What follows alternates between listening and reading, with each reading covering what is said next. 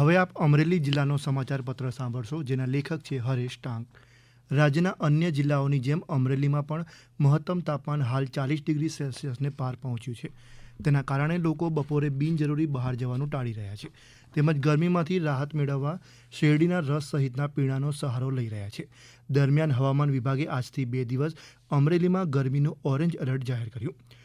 અમરેલી જિલ્લા આમ તો કૃષિ પ્રધાન જિલ્લો છે. જિલ્લામાં આ વર્ષે ફળોના રાજા કેસર કેરીની આવક શરૂ થઈ ગઈ છે અને જિલ્લાની બજાર તેમજ દેશ વિદેશમાં ગીરની કેસર કેરીઓની હાલ નિકાસ થઈ રહી છે. આવા સંજોગોમાં વાતાવરણમાં પલટો આવતા જિલ્લાના કેટલાક વિસ્તારમાં માવઠું પડ્યું, જેમાં કેરીના પાકને વ્યાપક નુકસાન થયાના અહેવાલ છે. બીજી તરફ કેમિકલ્સવાળા ખાતર અને જંતુનાશક દવાઓ વગરની ખેતી કરી ખેડૂતો તેમની આવક વધારવામાં વ્યસ્ત બન્યા છે.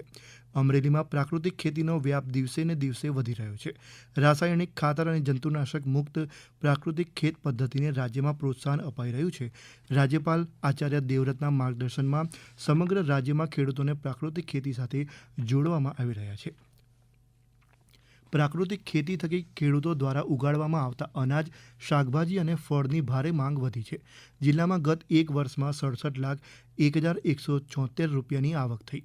રાજ્ય સરકાર દ્વારા પ્રાકૃતિક ખેતી દ્વારા ઉત્પાદિત વસ્તુઓ માટે જિલ્લા અને તાલુકા પંચાયતમાં અમૃત બજાર યોજવામાં આવે છે. અમરેલીમાં ગત એક વર્ષ દરમિયાન જિલ્લા તેમજ તાલુકા મથકે યોજાયેલી અમૃત બજાર ઉપરાંત ખેડૂતોએ પોતાના ઘરેથી જાતે 1,14,367 કિલો ઉત્પાદનનું વેચાણ કર્યું. તેમજ 56,729 કિલો અનાજ, 26,683 કિલો શાકભાજી, 30,380 કિલો ફળોનું ઉત્પાદનનું વેચાણ કરાયું. અમરેલીમાં મોટી સંખ્યામાં ખેડૂતો પ્રાકૃતિક કૃષિકાર તરીકે ખેતી કરી રહ્યા છે, જેમણે 18,978 એકરમાં પ્રાકૃતિક ખેતીનો વ્યાપ વિસ્તર્યો છે. જિલ્લામાં કુલ ઉત્પાદન 114 ટનથી વધુનું વાર્ષિક નોંધાયું. હવે વાત રમતગમતની. તાજેતરમાં દેવગઢ બારિયા ખાતે યોજાયેલી ઇન્ટર DLS સ્વિમિંગ લીગની રાજ્ય કક્ષાની સ્પર્ધામાં અમરેલીના ગજેરા પરિસર વિદ્યા શાખાના ખેલાડીઓ ઉત્તમ પ્રદર્શન કર્યું હતું. આ સ્પર્ધામાં વિદ્યા શાખાના ખેલાડીઓએ વિવિધ શ્રેણીમાં ભવ્ય દેખાવ કરતા સુવર્ણ, રજત અને કાંસ્ય ચંદ્રક મેળવ્યા હતા. તેમાં ખેલાડી અર્ચના બા વાડાએ 100 અને 50 મીટર ફ્રીસ્ટાઇલમાં 2 અને વૈશાલી બાવળિયાએ 100 મીટર બટરફ્લાયમાં 1 સુવર્ણ ચંદ્રક મેળવ્યો હતો. જ્યારે સૂર્યદેવ વાડાએ 100 મીટર અને 50 મીટર ફ્રીસ્ટાઇલમાં 2, વૈશાલી બાવળિયાએ 50 મીટર બટરફ્લાય, મયુરી બારિયાએ 100 મીટર ફ્રીસ્ટાઇલ, નિશાબા વાડાએ 200 મીટર અને પૂર્વા ઓળકિયાએ 100 મીટર બેસ્ટ સ્ટ્રોકમાં 1 રજત ચંદ્રક જીત્યો. આ સાથે જ અમરેલીના ખેલાડીઓએ સમગ્ર રાજ્ય અને દેશમાં અમરેલીનું નામ રોશન કર્યું. બાબરા તાલુકાના ચમારડી ગામમાં વતન પ્રેમી અને સમાજસેવકના માર્ગદર્શન હેઠળ ગામની વહેતી નદીઓના નવનિર્માણના આયોજનને લઈ ધાર્મિક અને સાંસ્કૃતિક માહોલ વચ્ચે ભવ્ય કાર્યક્રમ યોજાઈ ગયો.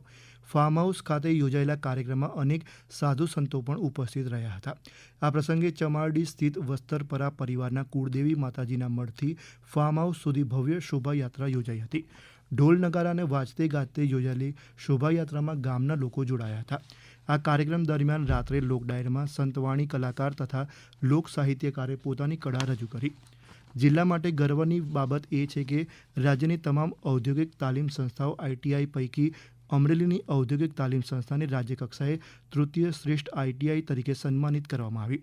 ગાંધીનગર સ્થિત સ્વર્ણિમ સંકુલ 1 ખાતે આવેલા તાપી હોલમાં એક ભવ્ય સન્માન કાર્યક્રમ યોજાયો હતો.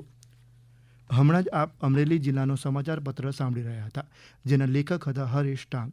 પ્રસારણ આકાશવાણીના અમદાવાદ, વડોદરા કેન્દ્ર પરથી કરવામાં આવ્યું. નમસ્કાર.